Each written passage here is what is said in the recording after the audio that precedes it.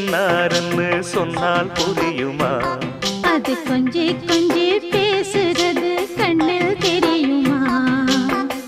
உலகே அழிஞ்சாலும் உன் உருவம் அழியாதே. உயிரே பிரிஞ்சாலும் உறவேதும் பிரியாதே.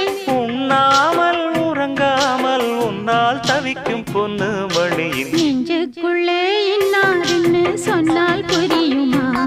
அது கொஞ்சி கொஞ்சி